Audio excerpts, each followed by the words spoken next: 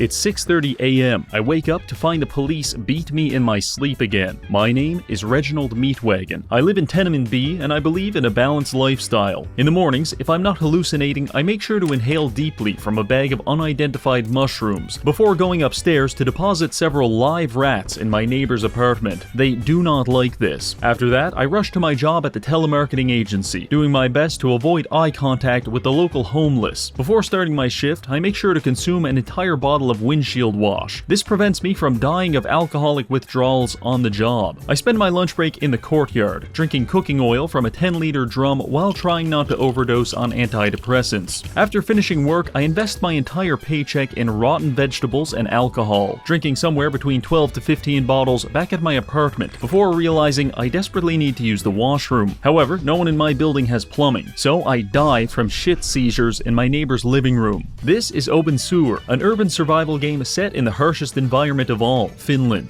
An outbreak of deadly fungus has left us quarantined here. Unfortunate, but for our troubles, we are given ownership of a derelict apartment building with few tenants. Our goal? Go from being a horrible landlord to a more profitable horrible landlord. Can we rent out every room in the building, or will we die in the process? There's only one way to know. But first, a word from our sponsor. The Matchless Kung Fu is a unique Chinese martial arts game now available on Steam. This game blends the comboing of traditional fighting games with turn-based combat, while offering you a procedurally generated world to explore, build in, and ultimately conquer. I played it for the first time last week, and it was transcendental. I created a character, Jackie Xinyang, a physically confusing martial artist on a quest to bring honor to her father, unknown, and her mother, also unknown. To do this, I trained tirelessly and honed my skills on the local street urchins until eventually I developed the ultimate weapon, Groin Kick. It deals 18 damage and has a chance to neuter my enemies. Using this, I became an unstoppable kung fu master. Absolutely no one was safe from the heel of my foot, not even wild animals or random patches of farmland. But pride cometh before the fall. And eventually, I encountered a monster which I couldn't castrate, that is, another woman. After engaging in a brief verbal duel, she punched me in the head like 20 times and, killed me. So, to conclude, I highly recommend you check out this game using my link in the comments for 20% off until November 19th. Thank you, Matchless Kung Fu. Now back to the video. The game begins with us in a state-of-the-art immigration office. Our interviewers ask us a few questions. I describe us as filthy poor, gay, and alcoholic. Application accepted. Following this, we receive a care package, which upon further inspection is just 3 cigarettes, 2 cans of beer, and a live rat. With that, we are now a proud citizen of Finland. I take a few minutes to familiarize myself with the locals. First, there's Dr. Penna, hopefully no relation. Then there's the manager of the O-Mart and her 1,000-yard stare. Personally, I like her because she sells these porno mags. I think I'm turned on. The last person I talked to was Para. He is always on this bench, always drunk, and always covered in his own feces. You know what? I think we're going to fit in just fine. Now our main goal is to rent out all 12 of our apartments, so let's go check out the building. There it is, a monolith of asbestos majestically beckoning us from behind a barbed wire fence. I paid the $10 fee to cross the bridge and head over to inspect it. After spending a few minutes surveying the tenement, I come to the following conclusion. This place is a shithole. There's obscure graffiti all over the walls, toxic mushrooms in almost every unit, and I'm pretty sure our only tenant is actively plotting my murder. First things first, we're going to need some cleaning supplies. I recommend heading into town and stealing them, because you can. For example, I snuck into the bathroom at this hostel and stole all of their hand soap. This is important because we don't have access to showers yet, so our only method of maintaining hygiene is lathering ourselves in hand sanitizer. Back at the apartment, I assess the situation and realize this is going to take forever. There's garbage everywhere, I have to dispose of a dead body, the doors are all boarded up, and I'm probably going to need bleach for the...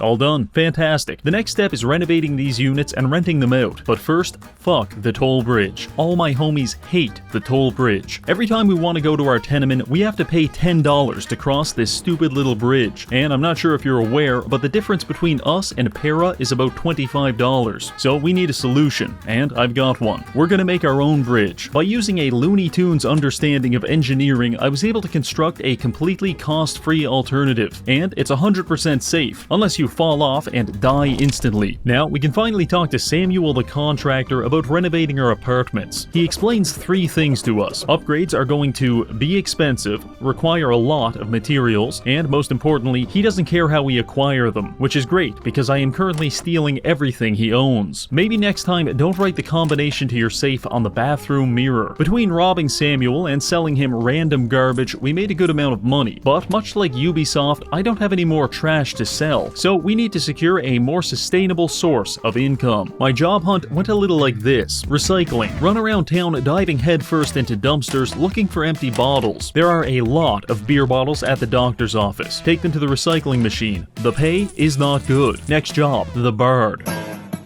Accidentally break into this apartment, sledgehammer through a brick wall, and find a free guitar. Very nice. Walk around town playing it while getting insulted terribly. Right, I'll tell you what, you fat little... 2 hours of work for $35? No thank you. Agriculture. Go to the Kurihara farm where you'll meet Jump. He'll give you free seeds, plant them, and wait. Keep waiting. Just us and Jump. Us, Jump. I'm not going to lie, Jomp makes me kind of uncomfortable, so I don't spend a lot of time farming. My final attempt was getting a job at this telemarketing agency. The pay is decent, and it's a good way to level up your bribery stat, but I nearly shit myself to death on the first day. That was the final straw. I hereby reject society and its cruel games. When it comes to making money, there's only 2 things I really believe in: illegal alcohol and rat farms. Let's start with the rats. I head over to Mobleman's furniture store, where I purchase several animal cages. Since I'm here, I also decide to steal a bunch of his stuff.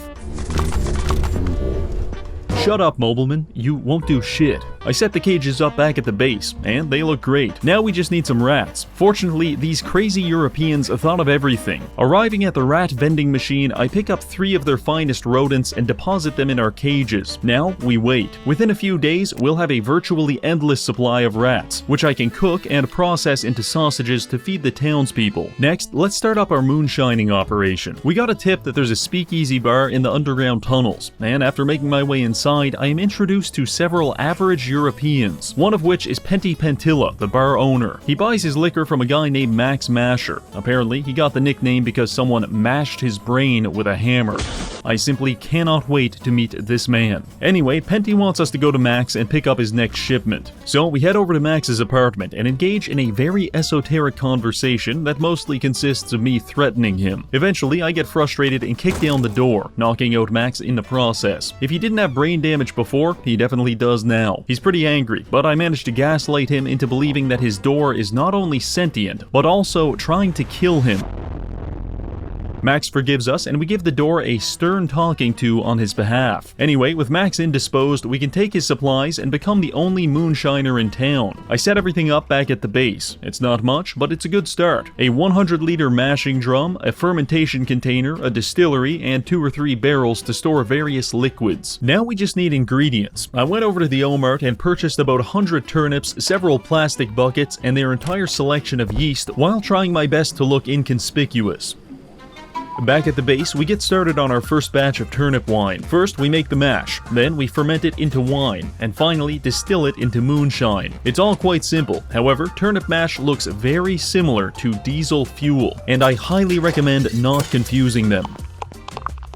Anyway, the brewing process and rat sex colony take several days to yield any results, so in the meantime, I decided to pick up a new hobby, stealing everything that isn't nailed to the ground. Now, you might look at a feral gopnik and think to yourself, man, this stealing thing seems pretty simple, but you're wrong. It's actually a highly complex performance art, where every action has a specific meaning. I break into your apartment with a sledgehammer to critique the oligarchy. I steal your family's entire food supply as a nuanced commentary on the Middle East. And most importantly, I leave several logs of my own shit on your bed and in your freezer. Even I don't know the meaning of that one. That was, mostly bullshit. The theft is pretty easy, as long as you can avoid the bear traps and shotgun tripwires. The most difficult part is selling the stolen items. I did meet a guy named Passmore who will buy some stolen goods. Reggie, that's a door. Yes, I know. Passmore is behind it. We keep him contained for public safety because he's Polish, which means he will buy dirty syringes bandages, jewelry, and prescription medication, but for everything else, we have to get creative. That's why I've decided to open a furniture store. Here, I can take stolen items and dismantle them for parts, which I then use to construct brand new and totally legal furniture. For example, good luck identifying your family heirloom after I melt it down into a steel bar, convert the steel into a handful of nails, and use them to build 12 different wooden tables, which I then sell to a known criminal for a currency that isn't even real. This is what it means to become ungovernable. After a few hours of this, we were turning a pretty nice profit. The global table population was reaching critical levels, our moonshine was finally flowing, and the rats were not really doing much. So I decided to place a meat grinder on top of their cage as an incentive. Then I took our money and finally started upgrading our apartments. Using hundreds of dollars and stolen building material, I was able to afford level 1 walls. Not great, but it's a start. Now we just need to find a tenant, someone desperate enough to live in a condemned apartment with no electricity, no heating, no plumbing, several decomposing bodies, and a rat sex farm on the first floor. I know a guy.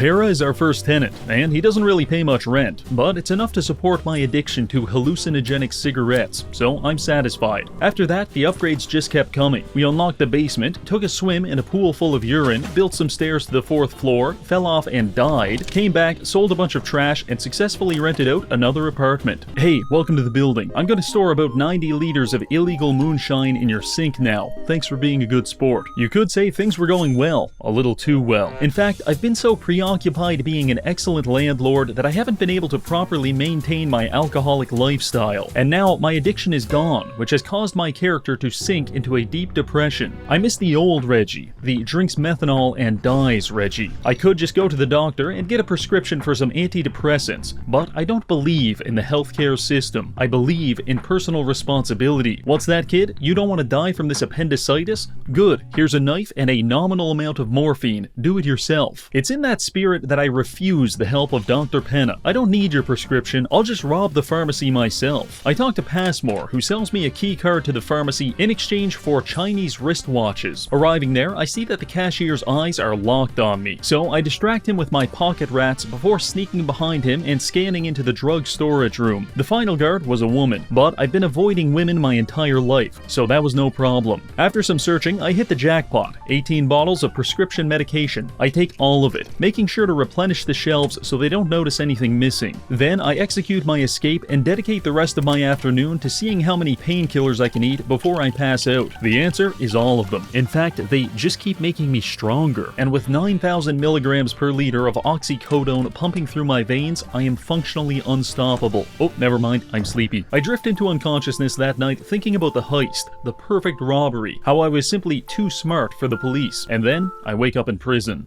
Well, shit. We're stuck here for 2 days, with nothing to keep us company but moldy food, a rat, and a Game Boy Color. You can try talking to the guard, but he'll kill you. So I did the only reasonable thing. I went absolutely insane.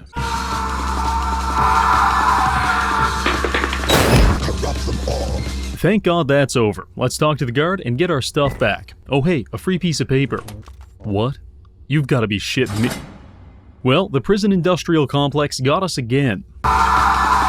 Okay, we're free for real this time, and I'm going to turn over a new leaf, because we're going to start robbing the city even harder. You see, apart from eating mold and talking to a man living in my walls, there's not a lot to do in prison, so I spent my time plotting a heist. Here in Finland, there are two currencies, OC and RM. OC is a hideously inflated fake money, exchanged primarily by the homeless. Think of it like the Canadian dollar. Meanwhile, RM is real money that's worth about 10 times more and buys some very nice things. To convert your currencies, you have to go to this door, where a guy on the other side will exchange them for you. We are going to rob and possibly kill this man. Fresh out of jail, I buy several lockpicks, make my way up to the currency exchange, and get to work, popping the door open and almost going inside. It's hard to see, but that is a fucking shotgun waiting to blow my head off. off. I disable the tripwire and make my way into the office. The manager has a less than positive opinion of me, and my crime rating is skyrocketing. I keep going, grabbing several golden urns and stealing no less than 50 bottles of his luxury alcohol. After cracking the safe, I make my escape, and it takes about 10 seconds before a police officer starts chasing me down the street. I am briefly stun-locked by how ridiculous his run animation is, but regardless, I managed to evade him for 3 minutes before he eventually cornered me on a rooftop and sent us back to jail. Don't worry, this is all part of the plan. Oh no, officer, you really caught me. What's it gonna be this time? 96 hours? Wow, I exclaim, as I slowly crawl under my bed and retrieve a lockpick. I think I'm finally learning the error of my ways, as I jimmy off the ventilation cover and crawl into an abandoned mine shaft. I'm sorry for all the trouble I caused you. As I find an exit that connects to the sewer system and eventually to the surface, exiting Decula B and going to the nearest dumpster where I stashed my backpack full of stolen goods before the chase. Selling this stuff to Passmore will easily net us tens of thousands. Rehabilitation was never an option. So the plan went off without a hitch. We got all the stolen goods, and the only punishment I incurred was spending 10 minutes wading through sewage. However, I feel a philosophical opposition to the police, and I need to stop them once and for all. So I went over to the building supply store and bought 40 bags of cement and gravel, which I then used to gradually encase the local police officer. Try as he may, he is absolutely incapable of arresting us now. Now it's time to sell this stuff and put our money to work. After all that, I managed to entice 4 new tenants into the building, meaning we're halfway done. However, we're completely broke again. Time to do some quests for money. This girl is worried about her neighbor. Don't worry, ma'am, I'll check on her. Oh, shit. Well, maybe her husband is okay. Alright, better report this one to the police. Their response? Yeah, that happens sometimes. Hey, your neighbor's dead and no one cares. Now give me the cash. After that, I got a job doing unethical medical research on technically dead bodies. Actually, I think that one might have been alive. The doctor pays you generously for your silence and gives you a free vial of red chemicals with clear instructions not to drink it. I recommend drinking it anyway. You know what? This isn't too bad. Next quest, a local furry wants us to go find his blue duck. Another local furry wants us to kill the blue duck and warns us it will corrupt our mind. That's bullshit, as I pick up the duck and instantly regret it.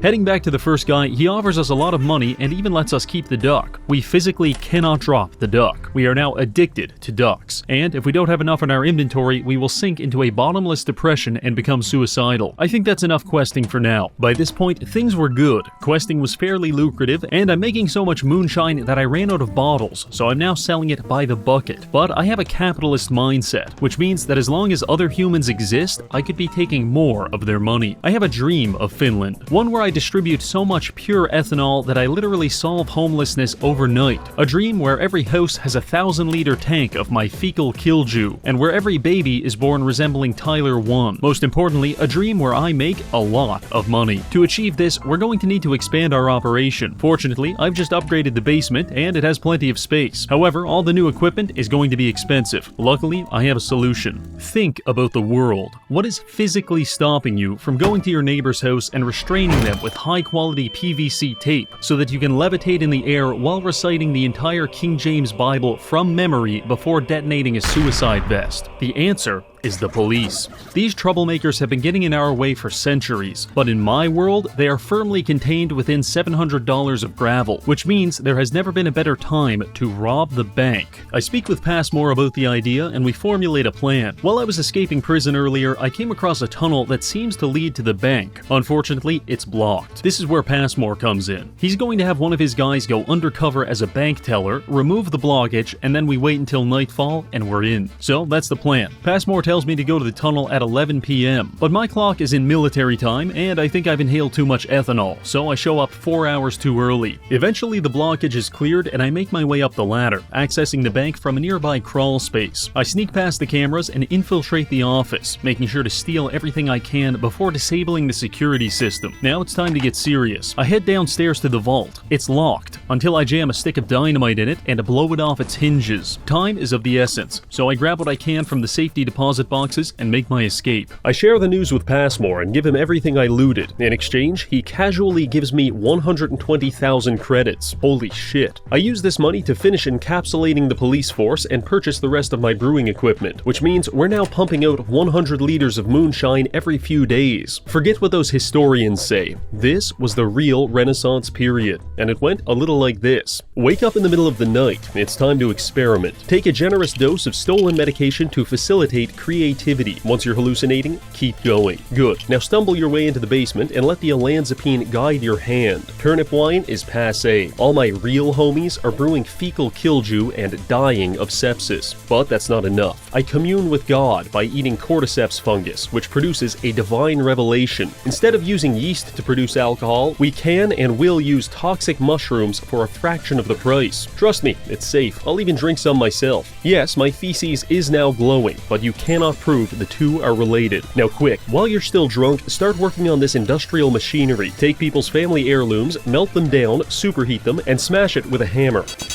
Put it in this industrial lathe and try not to end up on Live Leak. You've now got mechanical parts that are very valuable, and all you had to do was melt down Grandpa's urn to get them. That was a lot of work, and you're probably tired, but whatever you do, don't sleep. Every hour that you rest is an hour that you're not practicing capitalism plus. So instead, I recommend drinking 24 liters of tea and staying awake for 128 hours in a row. This is the upper limit, because after that, your character will start trying to kill himself. Now, take your schizophrenic collection of alcohol and scrap metal to the market and make millions. Time to upgrade the tenement. Nice walls, nicer walls, even nicest walls. Use the outward appearance of a pleasant building to deceive 1, 2, 3, 4, 5, 6 innocent people into giving you their money. Spend all of the money to upgrade your own penthouse. Sorry sir, I can't afford to install plumbing in your apartment as I drop thousands of dollars on pixel art of Jesus Christ. These losers just don't understand what it means to work hard. Sometimes I have to sit on my sofa for an entire 24 hours before passively generating $3,000. I'm practically a slave, but at least I have clean drinking water, a flat screen TV, a 3D printer, and I still get molested in my sleep by my crazy neighbor. That's a personal choice.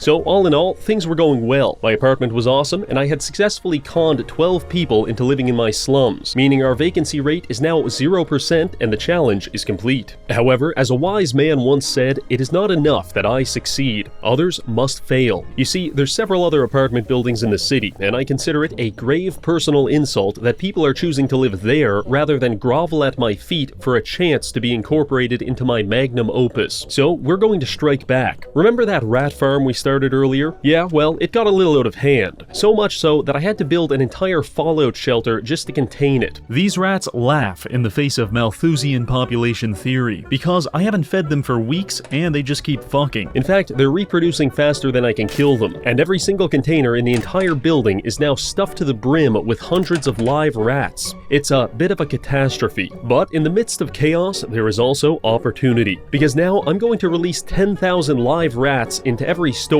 public park, and apartment in the city as a way of striking down my enemies while glorifying my own creation. I armed myself with a refrigerated backpack full of rodents and set out into the town square. Cry havoc and let slip the rats of war.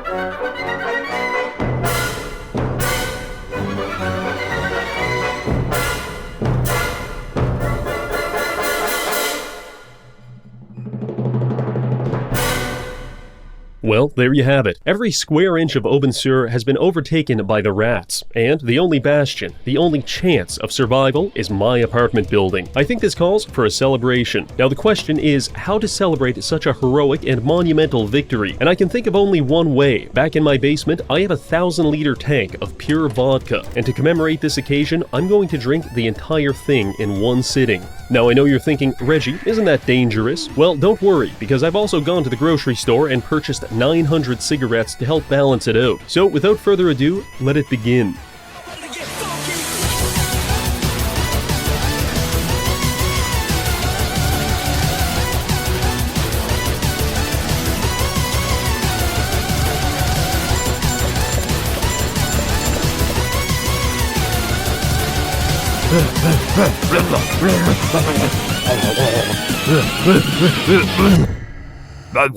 That wasn't enough. Bring out the methanol. I know the guy that owns this place.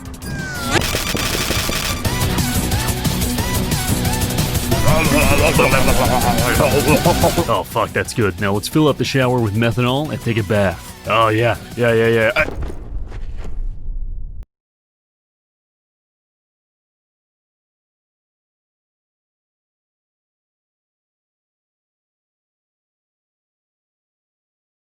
From here. Thank you, much less Kung Fu. Thank you, much less Kung Fu. Thank you, patrons. Thank you, patrons. And finally, thank you for watching. And finally, thank you for watching. Mwah. When they tell you you must take it, You think I know? and I'm gonna get shaky. It's